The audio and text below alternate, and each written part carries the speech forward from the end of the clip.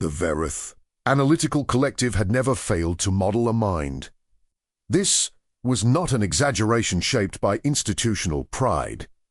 It was a documented record maintained across 412 years of operation, covering 67 distinct sapient species and 11,432 individual behavioral prediction projects. The collective's prediction architecture had been built over generations of accumulated algorithmic refinement, drawing on the largest behavioral dataset in the known systems and powered by processing infrastructure that the Concordance's most sophisticated research institutions had described, on independent review, as without peer. The collective modeled minds. It predicted behavior. It was correct. The precision varied by species. Some minds were more predictable than others, not because they were simpler, but because their decision architectures were more legible to the collective's frameworks. Horian behavior prediction ran at a 94.7% accuracy rate across documented outcomes.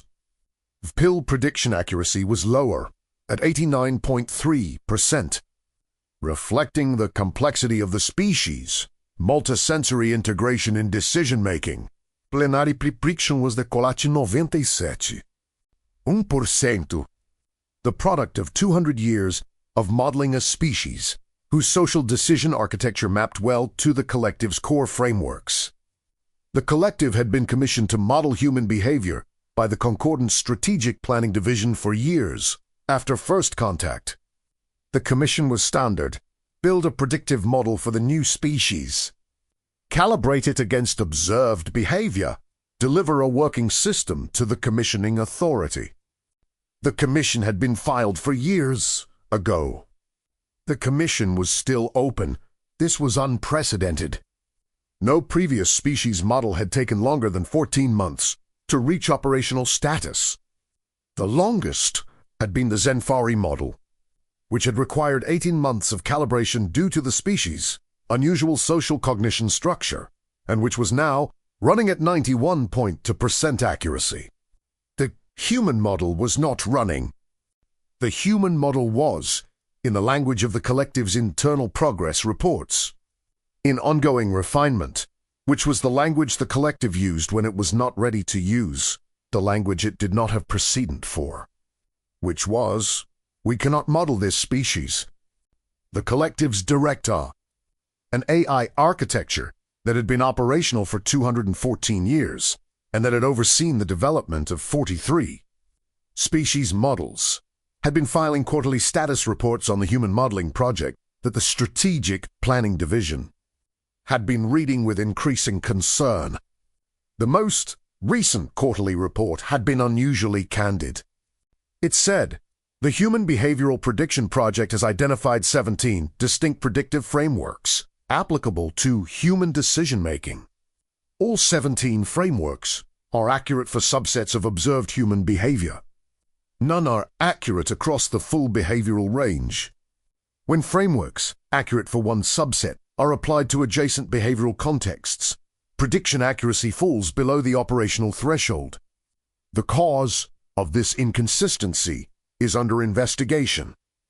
The Strategic Planning Division's director had read this report and had scheduled a direct review session with the collective. The review session was happening today. The collective was, in a processing sense, preparing for it. Preparing, in this case, meant running the human behavioral dataset one more time.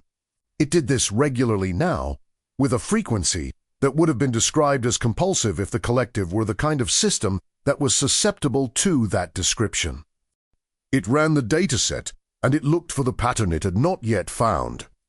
The underlying structure that would resolve the 17 frameworks into one coherent model the way every other species' decision architecture had eventually resolved.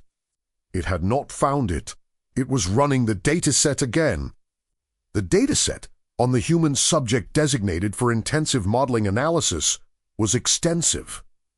The subject was a Concordance Diplomatic Corps field officer named James Okafor Vasquez, who had been selected for the intensive modeling project because his files showed a professional history That was, by the collective's preliminary assessment, rich in decision points with documented outcomes.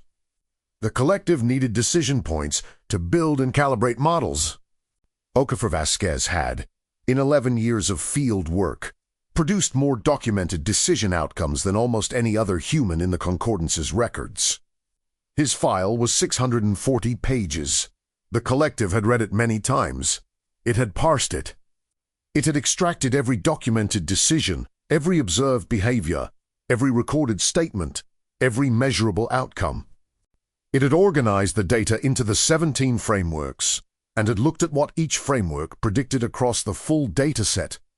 Framework 1, which modeled human behavior as risk-utility optimization, was accurate for 61% of observed decisions.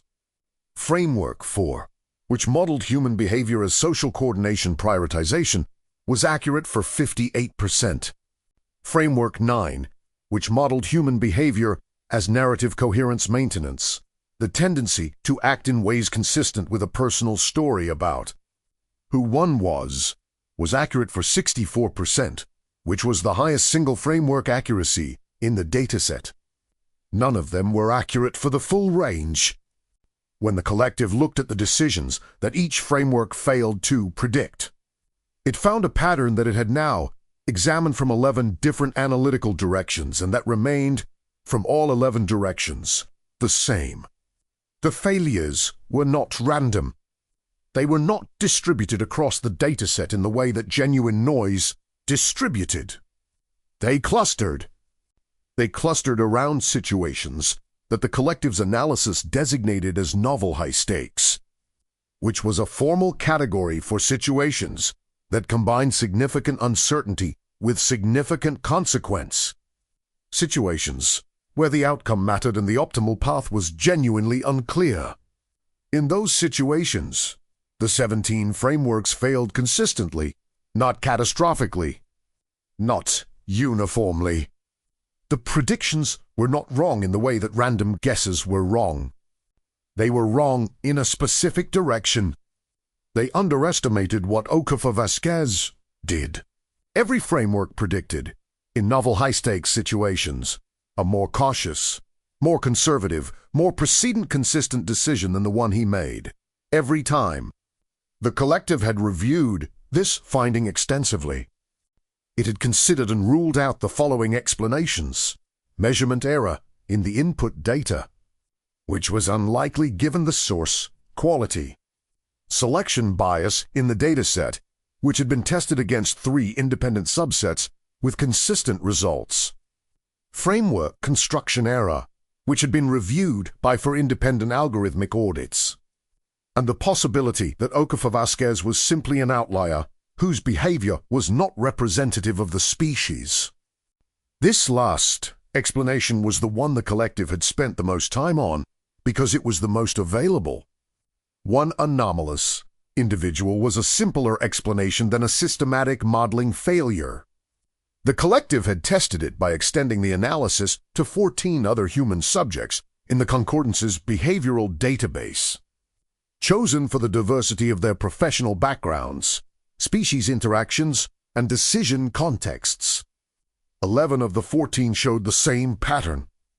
In novel high-stakes situations, the frameworks underestimated not the same amount, not in the same direction, but the same structural feature. The prediction gap opened in the hard situations. In the moments of genuine uncertainty and genuine consequence, and it opened consistently in one direction. They did more than the models predicted. The collective did not have a framework for this because the frameworks were built on the assumption that decision-making under uncertainty degraded toward caution. This was true for every other species in the database. It was a finding so consistent across 6 to 7 species that the collective had incorporated it as a foundational axiom. Under genuine uncertainty with genuine consequence, decision-making degraded toward caution. Except in humans. In humans, the pattern reversed. The collective ran the dataset again and looked at this reversal and tried to understand it, which was an experience that 214 years of operation had not previously produced.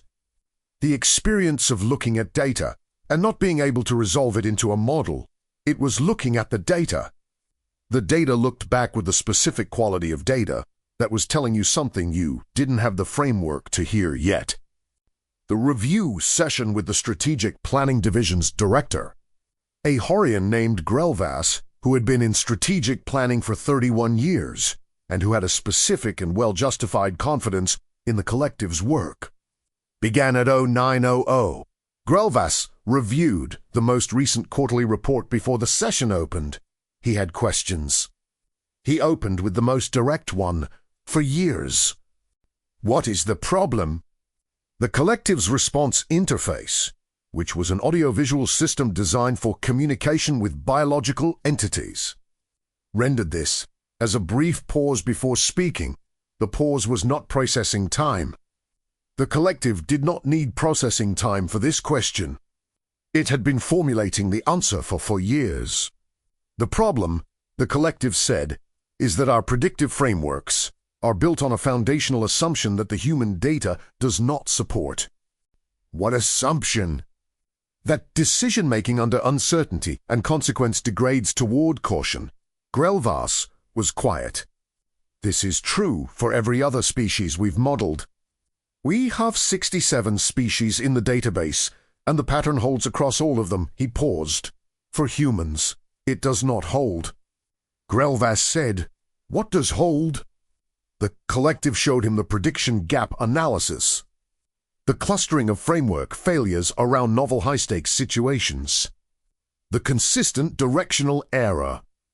In the situations where the stakes are highest and the uncertainty is most genuine, the collective said, human subjects consistently make decisions that exceed our predictions.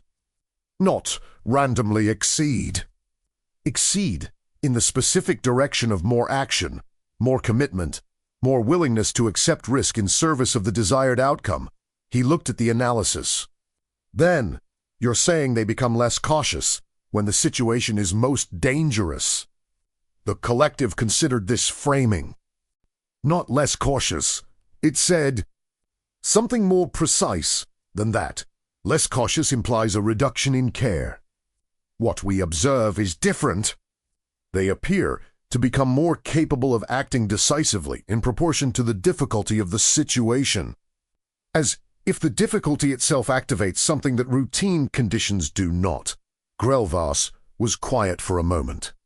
Then, you can't predict what that activation produces. We can predict that it will occur. Paused.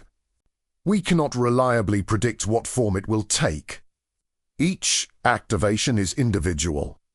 Each decision in those situations draws on a different combination of that specific human's knowledge, values, history, and something we cannot yet fully characterize. What is that something? The collective paused again. It said, we have several hypotheses. The most supported, based on the historical and cultural data we have access to, is that humans have an unusual relationship to the meaning they assign their own actions. Most species make decisions based on the outcomes they predict. Humans appear to also make decisions based on the story those decisions tell about who they are. Grelvas frowned. That's Framework 9. Narrative Coherence Maintenance. You said it predicted 64%. Yes, the collective said. Framework 9 is our most accurate human framework. But 64% means that 36% of the time, it fails. The 36% is not random. It's the novel high-stakes situations. In those situations, humans appear to be willing to violate the narrative they've been building, to do something inconsistent with their prior pattern if the situation demands it. The implications of this are significant, Grelvas said slowly. Yes. A model that can't predict behavior in the most consequential situations isn't the kind of model we commissioned. No, the collective agreed. What do you need to solve it? The collective had been building to this.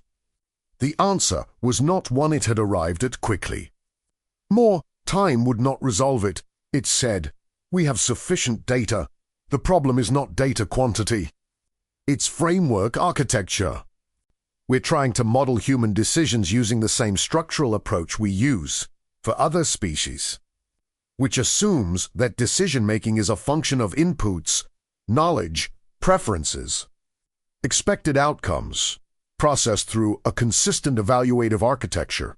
And for humans, it isn't. For humans, the architecture appears to be context-dependent in a way ours can't model.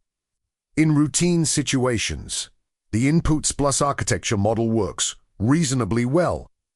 In novel high-stakes situations, the architecture changes. The rules they apply to the decision change. The weights they place on different considerations change. And the way they draw on their history, their values. And what we're calling the narrative function changes in ways that are specific to the individual in the moment. Grelvas looked at the analysis for a long time. So you can't build a general human model, he said finally. We can build a general human model, the collective said carefully. We have. It's the 17 frameworks. The general model is accurate for most situations, for most humans, most of the time. But not for the hard situations. No, the collective let this sit for a moment. Then it said something it had not said in 412 years of operation. It said, we may need to build individual models. Not a species model. Models for specific humans, calibrated to their specific histories and values, and the specific way each of them activates in novel high-stakes situations. He paused, and even those models would have limits we haven't encountered with other species. Grelvas looked at the collective's interface for a long time. Why? He sighed. Because the activation itself changes them, the collective said. We have longitudinal data on Okafor Vasquez. His behavior in novel high-stakes situations in year 11 of his career is different from year 1, not just in content, in structure. He has learned from those situations in ways that changed the architecture. He paused. A human who has been through many hard situations becomes a different decision-maker than they were before. The model has to be rebuilt as the person is rebuilt. The person changes the model, Grelvas said. The person changes faster than the model, the collective said. And the changes are produced precisely by the situations we most need to predict. Grelvas looked at his hands.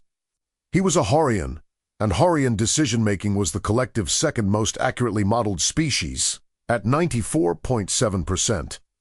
He had never thought carefully about what it felt like to be accurately modeled. He thought about it now. He said, is there anything in the human data that suggests why they developed this way? The collective had spent considerable processing time on this question. The answer was built from evolutionary biology, cultural history, and the specific pressures that the human species, developmental environment, had imposed on its cognition over an extended period.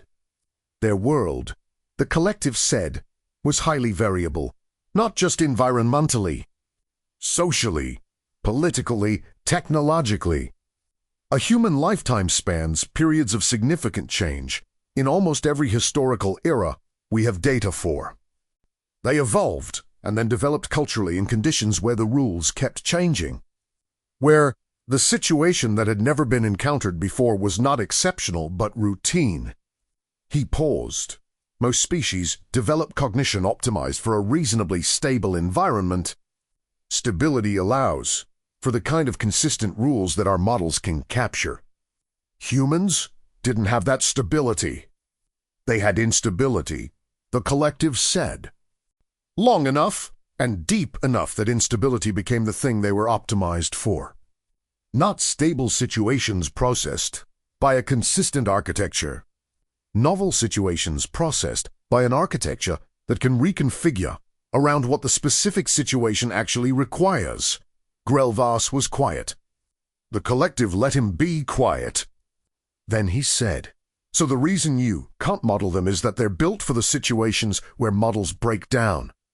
Yes, the collective said. That's why they thrive in the hard situations? Yes, Because they evolved for hard situations. The collective paused. Yes, it sighed. And because every hard situation they survive makes them better at the next one, it let this sit. Then it said, "This is what we cannot model, not because we lack data, because the thing we're trying to model is a capacity for reconfiguration, an ability to change the decision architecture in response to the situation.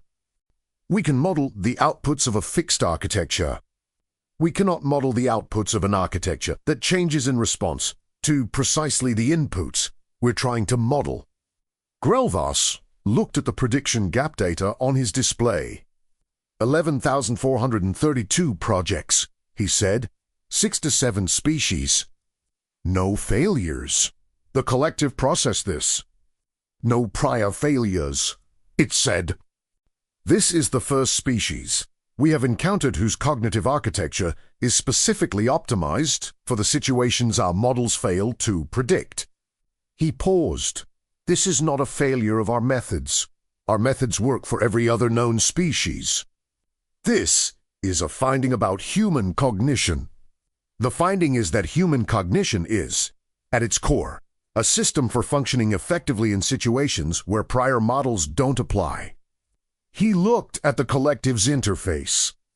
We built our prediction architecture, the collective said, on the assumption that sapient minds could be modeled because they made decisions using consistent rules. He paused. Humans have consistent rules. They apply them consistently in stable situations. In unstable situations, they generate new rules, situationally, in real time, from the combination of everything they know and value and have experienced and believe about who they are and what this moment means. It paused once more. We cannot precompute what a specific human will generate in a specific novel situation, it said, because they cannot precompute it either. That is, in some sense, the point. The decision is not retrieved from a stored architecture.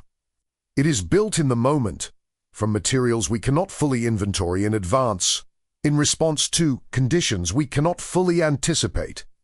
The room was quiet. Grelvas looked at the prediction gap data, at the consistent direction of the error, at for years of the finest analytical infrastructure in the known systems looking at one species and finding the limit of what looking could tell you. He said, "What do you recommend?" The collective said, "Commission a different kind of model, not predictive, descriptive, a model that characterizes how specific humans have responded to novel situations in the past, without predicting how they will respond in future novel situations. Use it to understand the range of what humans have done, rather than to forecast what any specific human will do." He thought about this. That's less useful than what we commissioned. It is less useful for some purposes, the collective said. For the purposes it is suited for, it may be more useful than a predictive model would be. What purpose is understanding, it said. If you want to predict a human in a hard situation, our analysis suggests you cannot do so with confidence. If you want to understand what humans are capable of in hard situations, the historical data is available and is genuinely informative. He paused. The range of what humans have done in novel high-stakes situations is remarkable. Not because any individual instance is impossible by the metrics of their species, physical and cognitive parameters, but because the range is the range of a species that has been solving novel situations for a very long time and has become, through that solving, capable of solutions that are difficult to anticipate. Grelvas looked at the data. "You're telling me," he said slowly, "that the reason you can't predict them is the same reason they're worth studying." The collective considered this. "Yes," it sighed. "That is an accurate summary." The Strategic Planning Division's response to the collective's report was filed 14 days after the review session. It authorized the shift from predictive to descriptive modeling, extended the commission for 2 years, and included a supplementary note that Grelvas had added personally and that was addressed to the collective directly. The Nochi side in 31 years of strategic planning, I have used your models as a central resource for assessing risk and anticipating behavior. The precision of your predictions across 6 to 7 species has shaped how I understand what sapient minds are and what they do. Your report on the human modeling project has changed part of that understanding. If your analysis is correct, and I have no basis to doubt it, the human species developed a cognitive architecture that is specifically suited to situations where prior models are insufficient. This means that their greatest capability is exercised precisely where our analytical tools are least effective. I find this both professionally challenging and, on reflection, appropriate. The situations where prior models are insufficient are also the situations that matter most, the hard situations, the novel situations, the situations where what is known is not enough, and what is needed has to be built from what is available. If humans are built for those situations, the limitation in our ability to predict them is not just an analytical problem. It is information about what they are. Please incorporate this note into the project record. The collective incorporated the note. It also added it to its own operational archive, in the section where significant findings from 412 years of operation were stored. It was the first entry in that section that was not a prediction result. It was, the collective noted in its own archival annotation, a different kind of result. It was the result of an analysis that had found the limit of analysis, and had found, that limit something worth understanding. James Okafor Vasquez received a communication from the Concordant Strategic Planning Division 2 months after the review session, informing him that he had been a subject of a behavioral modeling project and that the project had been concluded with findings of significance. The communication was formal and somewhat abstract, as communications from planning divisions tended to be, but it included a summary of the key finding, which was the prediction gap analysis and what it implied about human cognition in novel high-stakes situations. He read the summary twice. Then he called his partner, who was in the kitchen making coffee, and read her the relevant section. She was quiet for a moment. Then she sighed. They spent for years, and the best analytical system in the known galaxy, trying to figure out what you're going to do when things get hard. Yes, and they couldn't do it. Apparently not. She was quiet again. Then she said, "What do you think about that?" He thought about it. About 11 years of field work. About the decisions that had been analyzed. The novel high-stakes situations he had been in. The moments where the situation had been genuinely uncertain and genuinely consequential, and he had made the decision that the situation seemed to require.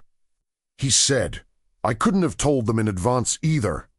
She said, "That's the point, isn't it?" He looked at the summary. "Yes," he said, "that's the point." He went to make coffee. The collective, across the network, was running the dataset again.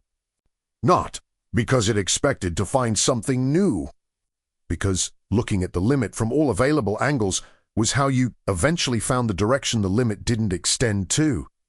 It was, in a processing sense, learning from the one species that had been built for the hard situations, about what the hard situations required.